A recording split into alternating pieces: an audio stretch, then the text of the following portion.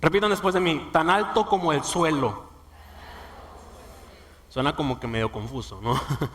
O sea, ¿quién dice, ay, está bien alto, ¿no? Ya ves que cuando estás muy chaparrito te dicen, ay, te pisé, cosas así, ¿no? Y suena confuso decir tan alto como el suelo, pero ahora quiero que lo veamos de otra manera, ¿sale? De hecho, creo que hay una película que se llama Tan alto como el cielo, pero ahora vamos a cambiarla a Tan alto como el suelo. Y ahorita vamos a ver por qué tiene que ver este título, ¿no? Resulta ser que una vez yo estaba en mi salón de clases. Yo sigo estudiando en mi universidad, estoy estudiando mi carrera, y estaba en mi salón de clases y de repente se armó un debate que pues nunca se había armado, pero se armó porque pues yo me presento diciendo que yo trabajo en una iglesia. Y pues como que les causa curiosidad y empiezan a preguntar cosas y pues uno les responde. Y en una de esas, una persona se enoja, bueno, no se enoja, pero como muy eufórica o con mucho sentimiento, se le ocurre decir la siguiente frase: yo sí creo en Dios, pero no creo en la iglesia. Y parece ser la excusa perfecta para no asistir a la iglesia, ¿no? Parece ser la excusa perfecta para ellos no acercarse a Dios. Diciendo, yo sí creo en Dios, pero yo ya no creo en la iglesia. Y eso a mí me dio mucho celo, porque yo amo la iglesia. O sea, para mí la iglesia es mi vida. Para mí la iglesia, o sea, yo voy a la iglesia desde que estoy chiquito. O sea, nací en una iglesia, casi, ¿verdad? No es cierto, pero casi. O sea, yo toda mi vida, desde que estaba en el vientre de mi mamá, estaba en la iglesia.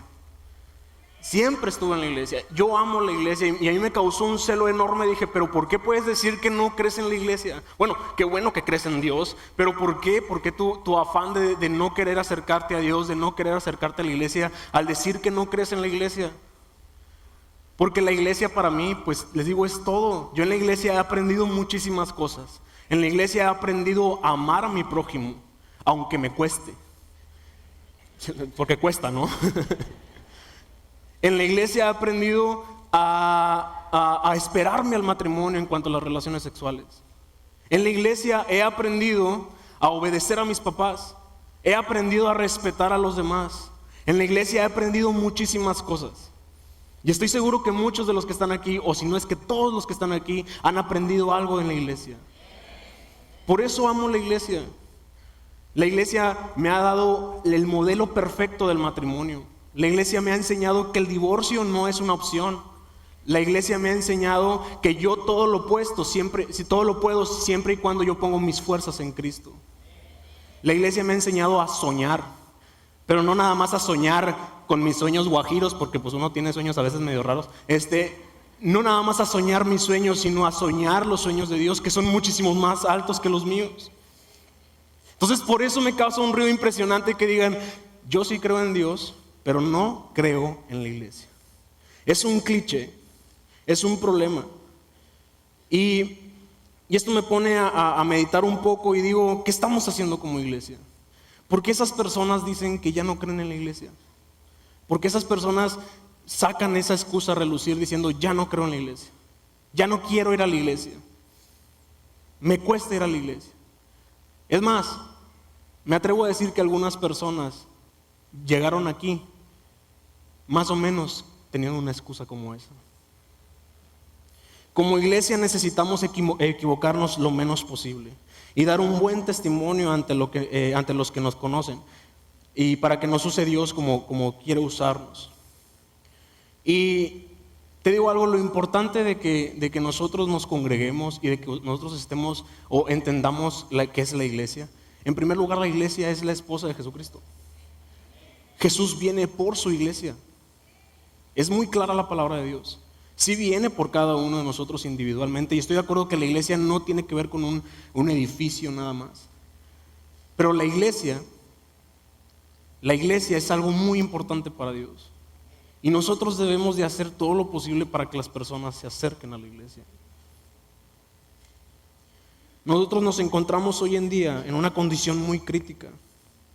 Estamos en un momento de la historia de la humanidad donde el posmodernismo y la falta de valores se ha apoderado de nuestra sociedad.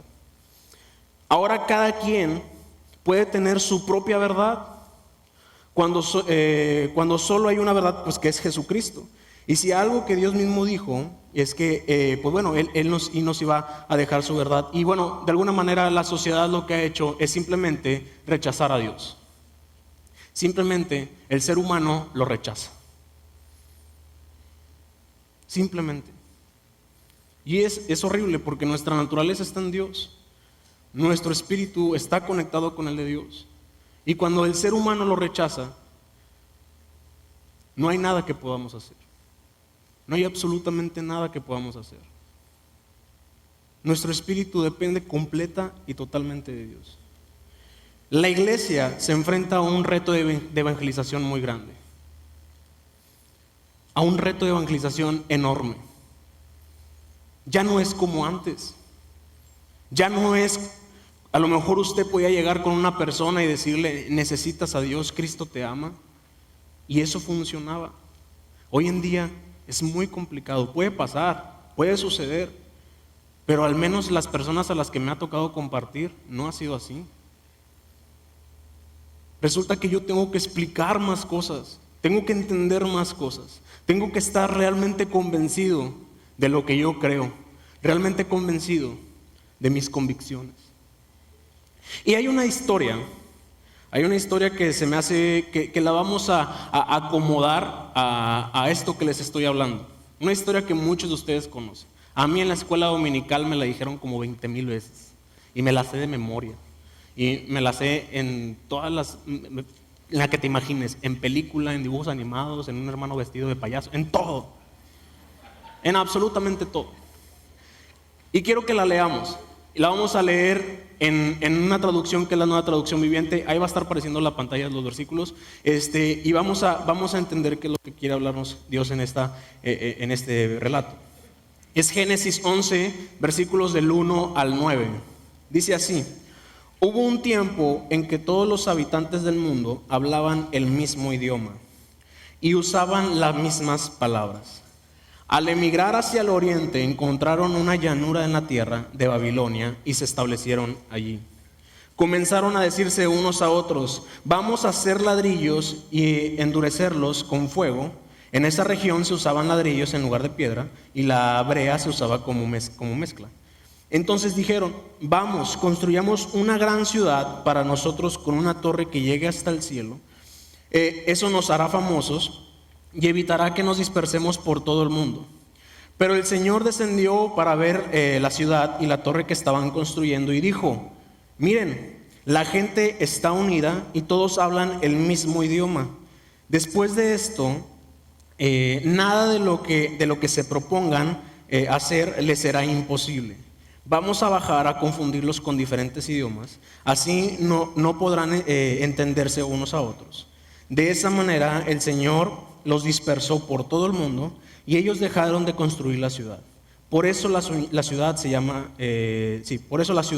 Babel, porque fue allí donde el Señor confundió a la gente con distintos idiomas. Así los dispersó por todo el mundo.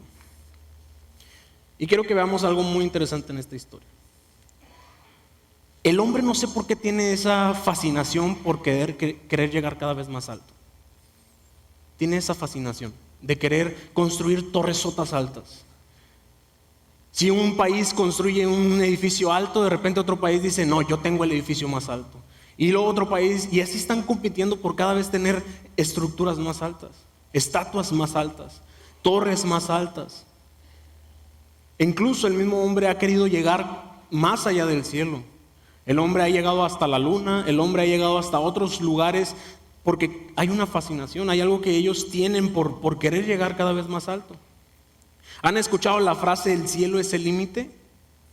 Cuando te dicen que si tú quieres alcanzar algo, que no hay de otra, que el cielo es el límite de todo. Parece existir una satisfacción muy grande, tan grande, por llegar cada vez más alto. Constantemente se compite por el edificio más alto, la torre más alta, qué tan lejos ha llegado en la galaxia, entre otras cosas. Y espiritualmente hablando, eso también sucede. El hombre cada vez ha querido, equivocadamente, ir tan lejos al punto incluso de llegar a ser como Dios. Recordemos la historia de Eva. Ay, Eva. ¿Sí se acuerdan de Eva? ¿Cómo la engañó la serpiente a Eva? Le dijo, si tú comes de ese fruto, vas a ser como Dios. Imagínate. Y eso que Eva no había pues otras personas que le estuvieran diciendo algo, no, pues a lo mejor su circunstancia no era tan crítica como a lo mejor la de nosotros, pero Eva se encontró con esa tentación. La tentación de Eva no era nada más comer una sola fruta. La tentación de Eva era que ella quería llegar a ser como Dios. Y eso es lo que el ser humano ha querido desde el inicio de la historia. Intentar llegar a ser como Dios. Incluso llegar en la misma posición de Dios, cuando sabemos que eso es prácticamente imposible. Y no me malinterpreten, no estoy incitando a la mediocridad y al conformismo y al conformarnos con lo que nos dicen siempre, pero hay que reconocer que cada vez que el hombre que el hombre cada vez que va creciendo se quiere volver más independiente. Hay una tendencia muy clara en la que ya no permitimos que Dios sea el dueño de nuestro cuerpo. Ya usamos eso como un argumento. Nosotros somos el dueño de nuestro cuerpo. Que nadie más se meta. Ahora después también resulta que ya no queremos que Dios sea el dueño de nuestras emociones. Y también lo usamos como excusa. Cuando uno no tiene las ganas de adorar, las ganas de buscar a Dios, uno no se siente feliz o tranquilo o contento, o no está en esa paz donde quiere, con la que quiere buscar al Señor. Ahora nosotros no dejamos que Dios sea dueño de nuestras emociones. Y lo que más me preocupa es que ahora no dejamos que Dios sea el dueño de nuestro espíritu. Eso es preocupante. Porque si ya Dios no tiene el control de nuestro cuerpo, si ya no tiene el control de nuestras emociones, y ya no le dejamos el control de nuestro espíritu, ahora sí que ¿qué vamos a hacer? Lo que está sucediendo es que cada vez buscamos independizarnos de Dios. Y no podemos hacer eso. No podemos independizarnos de Dios, dependemos completamente de Dios. Totalmente de Dios. No podemos decirle, bueno Dios, te doy pues mis emociones y ahí está mi espíritu, pero mi cuerpo me lo dejas a mí, ¿no? No, pues ¿sabes qué? Pues sí, pues el cuerpo sí, porque pues como que yo no, como que necesito que alguien me ayude con mi cuerpo, pero ¿sabes qué? No te metas en mi espíritu. Que es como cuando usted quiere que Dios le sane, Dios le bendiga y todo, pero no deja que Dios controle su espíritu. Y quiero que veamos tres cosas en esta historia. Tres cosas o tres características que tuvo la Torre de Babel, ¿sale? Tres características que tuvieron estas personas al querer construir esta gran torre.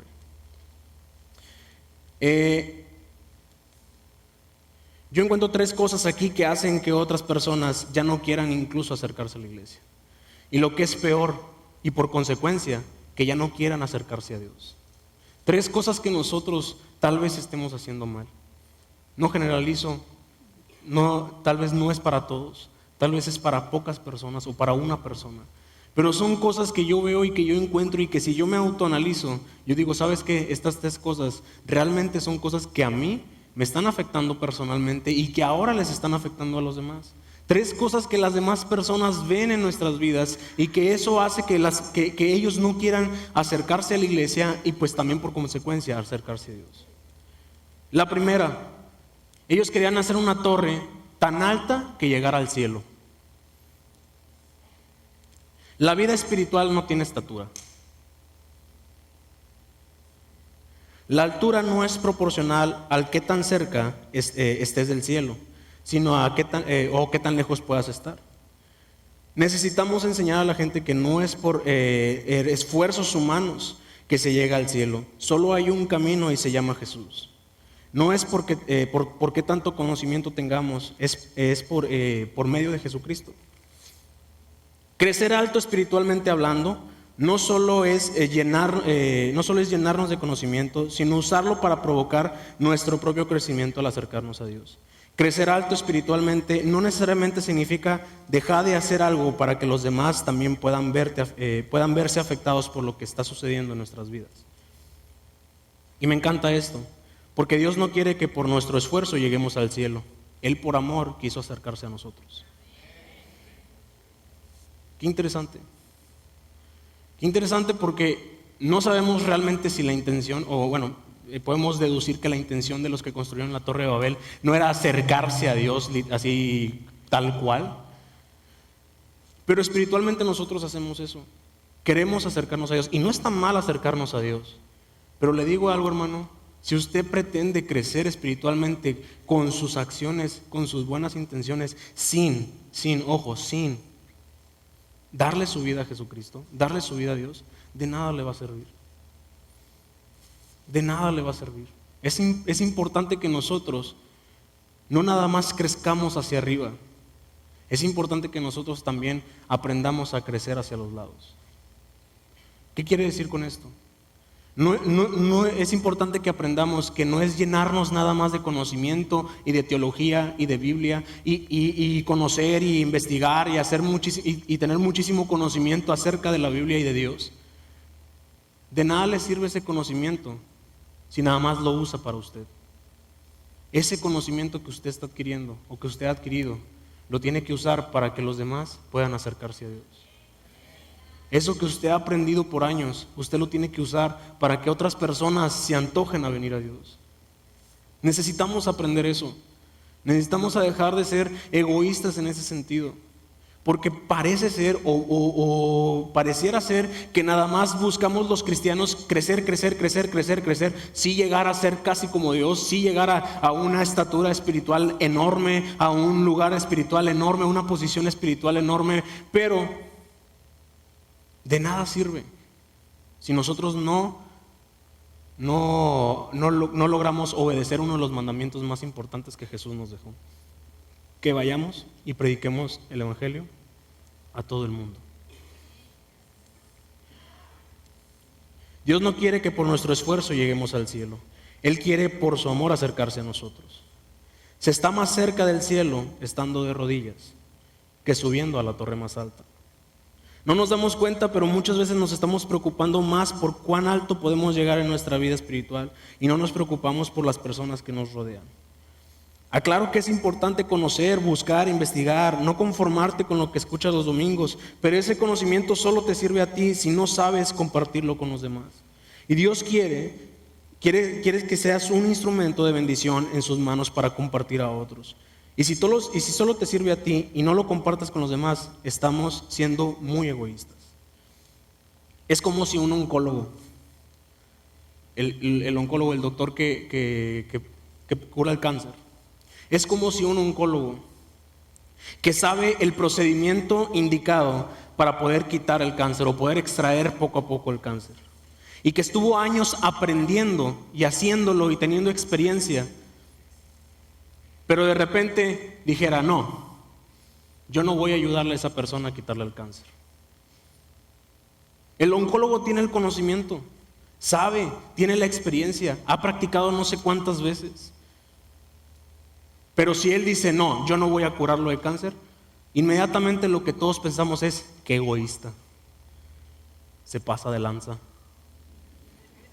Hasta subes una foto en Facebook y todo de él. Como cristiano sucede igual. Hermanos, usted no solo tiene una religión, porque no tiene una religión. Usted tiene a Dios, usted tiene a Jesús en su corazón. Usted tiene la solución para todos los problemas que el humano pueda tener, tanto físicos, emocionales y espirituales. Y si usted tiene el problema y no lo comparte con los demás, disculpen lo que le voy a decir, pero usted está siendo egoísta. Usted se está pasando de lanza.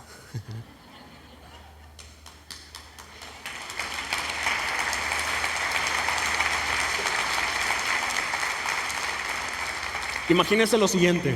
Escuché este ejemplo de un amigo y me gustó muchísimo. Y él dice: imagínate que tú te perdiste en un desierto. Estás perdido en un desierto. No hay agua, no hay nada. Ya se acabó la última Coca-Cola del desierto. ya no hay nada. Estás perdido, ¿sí? Y no nada más tú estás perdido, sino toda tu familia está contigo. Y desesperadamente lo que buscas no es tanto salir del desierto, lo que buscas es sobrevivir mientras sales del desierto. ¿Qué es lo que sucede? Usted va caminando por el desierto y de repente ve a lo lejos un río lleno de agua, un lago lleno de agua, un manantial así de agua bien rica, bien fría. Ve algo delicioso y dice, wow, o sea, te prendes y dices, wow. O sea, te emocionas, ¿no? Te emocionas tanto y dices, encontré un arroyo de agua, encontré un río de agua, encontré muchísima agua. ¿A poco usted se quedaría diciendo, no, pues nomás para mí solillo? Hay nada más hay a ver cómo le hacen los otros. Usted eufóricamente va a ir con su familia o con las personas que están a su alrededor y va a decir, hey, encontré agua, encontré agua. Y lo que nosotros creemos, usted y yo lo que nosotros creemos es, no creemos en una fuente de agua dulce, no creemos en una fuente de agua que esté fría, que esté rica, creemos en una fuente que da vida eterna.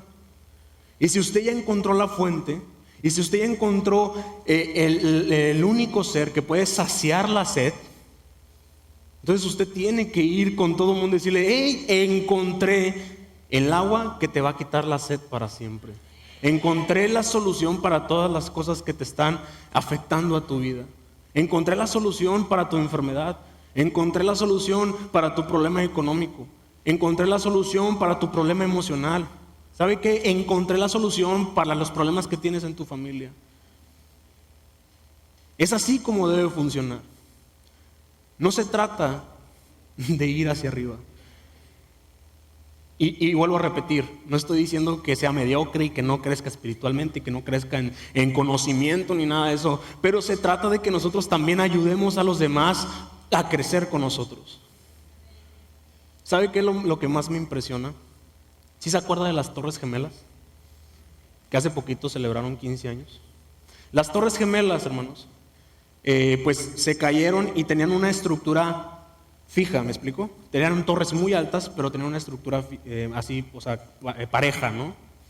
Y estaba leyendo, no sé qué tan real sea esto, pero estaba leyendo que, o sea, haciendo la comparación con las Torres Gemelas, que los edificios o las torres duran más cuando son más anchas de abajo y son más chicas de arriba.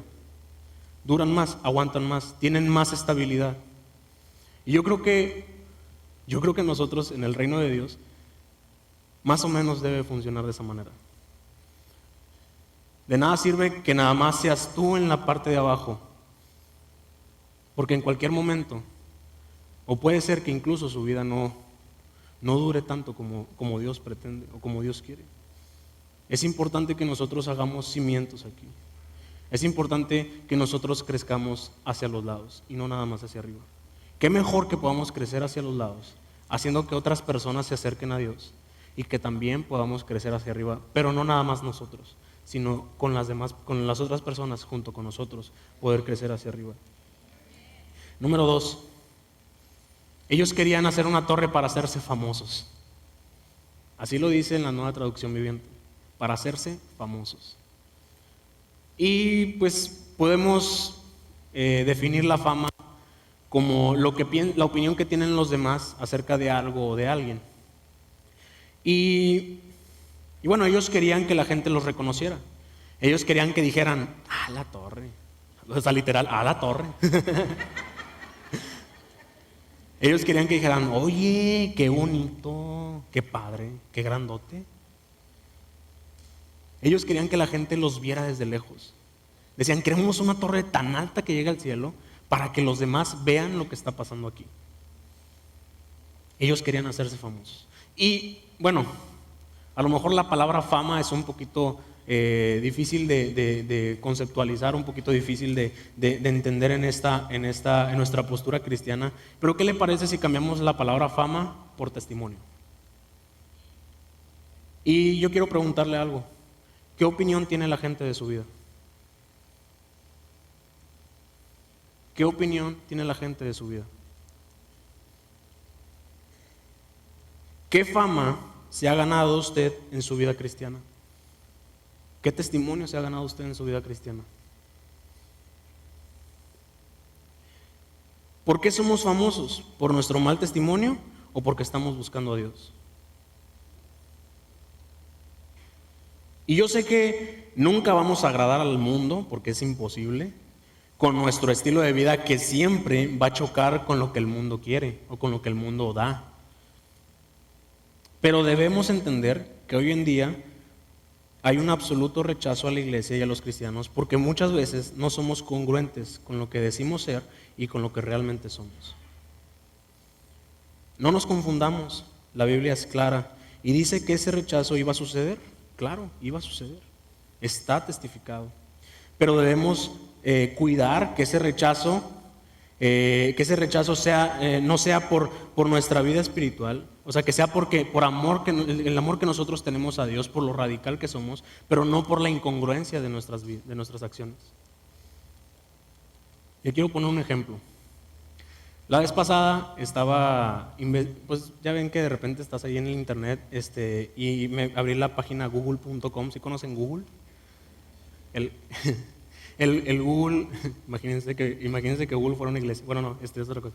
Pero Google tiene una opción donde usted teclea algo y automáticamente le da como opciones se adelanta Google, ¿no? Te dice como, a ver, ¿estás buscando esto? No, ¿estás buscando lo otro? Y mientras tú vas escribiendo, va apareciendo, o sea, resultados, ¿no? Que otras personas han buscado. Y la vez pasada escuché esto y me dio mucho coraje también y mucha pena. Pero una vez alguien me dijo, oye, ¿por qué no pones en Google Cristianos H? Y yo, pues ¿qué voy a poner? Y lo hice, fui a Google, puse Cristianos H y la primerita opción que aparece, que te da Google, a la que se adelanta Google, era cristianos hipócritas. Obvio me dolió, obvio me quedé pensando, yo dije, ¿Google piensa que nosotros somos hipócritas? Obviamente Google no piensa, o sea, Google no es un ser humano, pero lo que hace Google es agarrar las búsquedas o las cosas que más se teclean y las pone como en prioridad. Y no saben el celo que me dio. Y no saben también el enojo que me dio. Y no saben también que yo me puse a analizar y dije, ¿realmente estamos siendo así? ¿Realmente estamos siendo hipócritas? O sea, Google, muchas de las personas piensan que los cristianos somos hipócritas. No todas, pero algunas sí. Y no estoy diciendo que aquí, porque yo sé que los de la fe no somos así. Pero analice su vida, autoanalice su vida, mire su vida con la de Cristo. ¿Usted está siendo congruente con lo que usted dice ser y con lo que hace? ¿O está siendo incongruente? ¿Usted está predicando algo y lo está haciendo? ¿O está siendo incongruente? ¿Qué fama se ha ganado usted en su vida cristiana? ¿Qué fama? Porque a lo mejor usted piensa, pues es que mi familia no se quiere acercar. Mis amigos no se quieren acercar. Pero es que si tu familia y tus amigos ven que no hay diferencia en tu vida con la de una persona que no es cristiana, pues nunca se les va a antojar acercarse. Le digo algo, las personas buscan realmente un cambio, no seguir en lo mismo. Y nosotros tenemos ese cambio. Nosotros podemos ser ese cambio, pero necesitamos ser evidencia de eso. Necesitamos ser testimonio de eso. Necesitamos dar testimonio de eso. ¿Qué mejor que Google, en lugar de que dijera cristianos hipócritas, pudiera decir cristianos hijos de Dios, cristianos obedientes, cristianos influyentes, cristianos que están haciendo la diferencia, cristianos que con su estilo de vida están provocando que otras personas cambien, cristianos que regalen casas, cristianos que están haciendo la diferencia en el mundo? ¿Sabe? Eso es algo que nosotros debemos de buscar. Repito, no es que le queramos agradar al mundo, porque nunca lo vas a agradar, nunca. Sería un esfuerzo innecesario. si buscáramos agradar al mundo. Pero les digo, yo prefiero 1000 veces que las personas me rechacen por mi amor genuino por Dios, por mi estilo de vida cristiano, a que las personas me rechacen por ser incongruente con mi vida. No sé usted, pero yo prefiero eso. Yo sé que no es su caso ni el mío, pero necesitamos cambiar eso. Necesitamos hacer todo lo necesario para que el mundo deje de pensar que somos así y quitarle al enemigo esa herramienta a su favor para que otros no se conviertan. Y hay una tercera cosa que veo en esta historia. Vimos que ellos querían llegar tan alto como al cielo. Ellos querían ser reconocidos. Y ellos querían que las demás personas vinieran a ellos. Decían, vamos a hacer una torre tan alta que llegue al cielo, que todo el mundo la vea y diga, wow, ahí está enorme, ¿no? Se me antoja ir. Y que vayan. Y ellos en su intención ahí mismo la aclaran, dicen, para hacernos famosos, para hacernos reconocidos y que todos los demás vengan a nosotros. Yo creo que esto debe ser al revés en el caso de la iglesia. Jesús dijo, vayan. Dios dijo, vayan. No podemos esperarnos a que las demás personas vengan con nosotros. Puede pasar, puede suceder, pero si algo nosotros debemos hacer para que las demás personas se acerquen a Dios es ir por ellos. Ir por ellos. Ir hacia donde ellos están. Le digo algo, de nada sirve, así se lo digo, que esperemos que las personas influyentes en la política, en los deportes, en los espectáculos, de nada sirve que esas personas, nosotros esperemos a que ellos vengan aquí a la iglesia. Nosotros tenemos que ir hacia donde están ellos. Y gracias a Dios hay personas que se han levantado con esa intención. Gracias a Dios hay personas de testimonio que han ido a esas personas que son casi inalcanzables, que son muy difíciles de llegar, pero necesitamos ir. Necesitamos cambiar nuestra mentalidad de que ellos vengan y nosotros ir por ellos. Hay un concepto que yo inventé que es evangelismo a domicilio. Cuando usted tiene hambre y tiene flojera y no quiere cocinar, normalmente los domingos en la tarde como que no se antoja cocinar, ¿qué es lo que hace?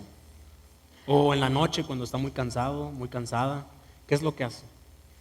Usted marca a cualquier restaurante que tenga servicio a domicilio y se lo traen.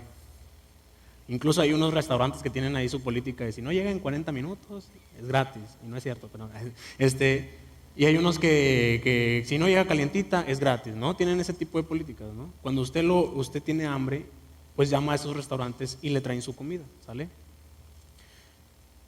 Y yo creo que ahora nosotros debemos de funcionar así, pero no esperar a que ellos nos llamen a nosotros. Nosotros ir a las personas, nosotros ir hacia donde están ellos. Yo sé que muchas personas cuando llegan la primera excusa o siempre tienen un rechazo cuando los invitas a la iglesia, le dices, vamos a la iglesia, y hay un rechazo, y no quiero ir. Y ya cuando están aquí ellos pues cambian su perspectiva, y la mayoría dice, no, si me quedo aquí voy a seguir buscando a Dios, y Dios hace cosas grandes en su vida. Pero nosotros tenemos que ir a ellos. Nosotros tenemos que ir a buscarlos. Y qué impresionante que Jehová dijo, wow, estos están construyendo una torre bien alta. ¿Sí? Ellos están queriendo ser reconocidos. Pero no me gusta la idea de que ellos tengan que venir para acá. ¿Qué es lo que hizo Jehová? Bajó, les confundió los idiomas y los dispersó por todo el mundo. Lo que no sabemos, hermanos, es que la Torre de Babel, o lo que sabemos, es que la Torre de Babel era una torre de uno de los imperios más poderosos del mundo. La Torre de Babel estaba siendo construida en uno de los lugares más, estaba siendo construida por alguien que tenía uno de los imperios más poderosos del mundo. Y quiero que conozcamos a esta persona. Esta persona se llama Nimrod. Bien bonito nombre, ¿verdad? Nimrod. Nimrod es nada más y nada menos que el bisnieto de Noé. Ahí sí lo dice en la Biblia, viene en Génesis. Era el hijo, tuvo un hijo y luego Nimrod. Y me gusta mucho, o me interesó mucho porque vi que en la descripción que tiene la Biblia acerca de Nimrod, hay dos cosas que dice de él, ¿sale? Pero les digo, es nada más y nada menos que el bisnieto de Noé. Imagínate, el bisnieto de Noé. O sea, imagínense las historias que este cuate había escuchado. Si yo me impresiono con las historias que me dice mi abuelo, imagínate, no hombre, mi hijo, imagínese, no, me estaba construyendo el arca, un chorro de calor allá. No, hombre, estaba martillando y ¡ay! Me pegué en el dedo. No, hombre, y toda la raza mala onda que no me quería ayudar y estaban volándose a mí. Pero no, hombre, no me agüité, mijo. Yo le eché ganas. Luego imagínate las historias o sea, diciendo, o sea, de que él escuchaba de su abuelo. Y lo interesante de Nimrod no lo dice la Biblia, lo dice en un libro que se llama el libro de Jacer, que es un libro que viene en Josué, bueno, o sea, lo relata en Josué, pero dice la historia de Nimrod. Y una de las cosas interesantes es que Nimrod, bueno, dice dos cosas. Primero, que era el hombre más poderoso del mundo y que era un vigoroso cazador delante de Jehová. Eso dice la Biblia. Y estoy investigando un poquito en ese libro que les digo que se llama el libro de Jacer. Y ahí dice que Nimrod era un cazador increíble y que todas las personas lo admiraban. Que decían, wow, es que Nimrod es increíble, es el mejor cazador. Lo tenían como un parámetro. Es como decir el Cristiano Ronaldo de la casa o el Messi de la casa. Era el mejor del mundo. Y lo tenían como un parámetro. Todos querían ser como Nimrod. Y lo interesante es que Nimrod, lo que él cazaba, él gran parte lo daba como ofrenda a Dios. ¿Sí? Lo daba como ofrenda a Dios. Y dice la Biblia que empezó a agarrarse fama, empezó a agarrarse reconocimiento. Bueno, no la Biblia, perdón, este libro. Que empezó a agarrarse reconocimiento. Y que llegó un punto en el que él se empezó a sentir autosuficiente, en el que se empezó a sentir independiente, dijo, pues ya no necesito de Dios. Entonces él empieza a hacer su propio imperio. Y dicen que Nimrod es uno de las personas que inició el imperio de Babilonia. No dice exactamente que de él fue la idea de construir la Torre de Babel, pero podemos adjudicárselo, porque era una de las personas que iniciaron ese movimiento. Entonces, Nimrod dice que era el hombre más poderoso del mundo, el hombre que tenía más poder en el mundo, más influencia en el mundo, el hombre que todo el mundo acudía a él. Y lo interesante de eso es que yo me puse a pensar, ¿y qué pasaría si nosotros tuviéramos el poder que Nimrod tenía? ¿Qué pasaría si como cristianos nosotros tuviéramos ese poder? Vuelvo a repetir, no generalizo. Hay personas que tienen muy buenas intenciones, hay personas que tienen intenciones increíbles y que quieren que el reino de Dios se establezca. Pero ¿qué pasaría? Imagínese, usted es una persona cristiana, da su ofrenda a Dios, da su vida a Dios, va a la iglesia. Pero imagínese que llegue a tener poder. ¿Qué pasaría? Lo que la historia nos dice es que la iglesia no está preparada para tener poder. Eso es horrible, eso es muy feo. Y no es que busquemos tener poder, pero es que nosotros necesitamos llegar a puestos de influencia. Necesitamos llegar a puestos donde las demás personas vean lo que está sucediendo en nuestras vidas. A esta persona lo que le afectó fue el tener poder. A esta persona lo que le afectó fue el tener un posicionamiento sobre los demás. Y lo segundo, dice que era un vigoroso cazador delante de Jehová. Sería muy distinto que dijera un vigoroso cazador dentro de los propósitos de Jehová. Todos nosotros tenemos algún talento y alguna habilidad. Todos nosotros tenemos algo que ofrecer, algo que nos caracteriza. Pero qué mejor que se nos pueda recordar a nosotros como el mejor jugador de fútbol dentro del propósito de Jehová, no delante de Jehová. El mejor contador público dentro de los propósitos de Jehová, no delante de Jehová. El mejor abogado, el mejor estudiante, el mejor empresario dentro de los propósitos de Jehová. Y necesitamos aprender de Nimrod. Aprender que nosotros no podemos por nuestro propio esfuerzo llegar hasta el cielo. No podemos por nuestro propio esfuerzo ser famosos. No podemos dejar o esperar que las demás personas vengan a nosotros. Hermano, esto es algo que está pasando en la iglesia. Algo que está pasando en nuestras vidas. Me incluyo. Y necesitamos cambiarlo. Necesitamos empezar a cambiar esas cosas. Necesitamos entender, como les decía hace rato, que no nada más es crecer hacia arriba, no nada más es crecer en conocimiento. Necesitamos entender que las demás personas necesitan conocer de Dios. Necesitamos hacer que las demás personas también conozcan de Dios. No nada más es que las personas digan, sí, es cristiano, sino que las personas digan, sí, es cristiano, y da testimonio de lo que predica, y da fe de lo que predica. Es una persona que si tú la ves se te antoja ir a la iglesia. Qué padre, ¿no? Imagínense que a usted le digan, hombre, nomás te vi y se me antojó ir a la iglesia. Qué buena onda, ¿no? Nomás vi tu estilo de vida y sabes que se me antojó ir a la iglesia. La vez pasada escuchaba a un hermano que decía nos platicaba su testimonio y decía, mire hermano, yo soy una persona muy seria, sí hablaba, sí predicaba, sí compartía. Dice, pero lo que realmente hizo que mi familia llegara a los pies de Cristo es que ellos vieron el cambio en mí. Ellos vieron que yo dejé de ser un alcohólico. Ellos vieron que yo dejé de ser un mujeriego. Ellos vieron que yo empecé a amar a mi familia. Ellos vieron que yo empecé a amar al prójimo, que empecé a ayudar a los demás. Y así fue como ellos se acercaron a la iglesia. Y esa historia puede ser la suya. Es más, va a ser la suya. Porque yo sé que muchos de ustedes van a autoanalizar. Y vuelvo a repetir, no significa que esté mal usted ahorita. A lo mejor usted está haciendo un esfuerzo enorme para tener una vida cristiana genuina y todo. Y le animo a que siga adelante. Pero no hay que caer en esto. Hay que tener cuidado de no pensar que la iglesia pueda convertirse en una torre de Babel. En un edificio muy bonito. En un lugar muy bonito. Que no está mal tener un lugar muy bonito. Gracias a Dios porque tenemos sillas cómodas, tenemos un lugar con aire acondicionado, tenemos un edificio muy bonito, pero no nada más es eso. Debemos de entender que nuestro testimonio habla más que nuestras palabras.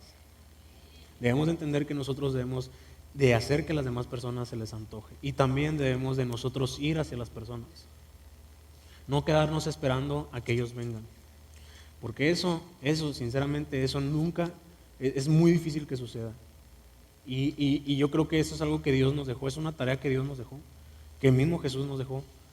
Vayan y prediquen el Evangelio a toda criatura, a todo el mundo. Vayan y hagan discípulos a todo el mundo.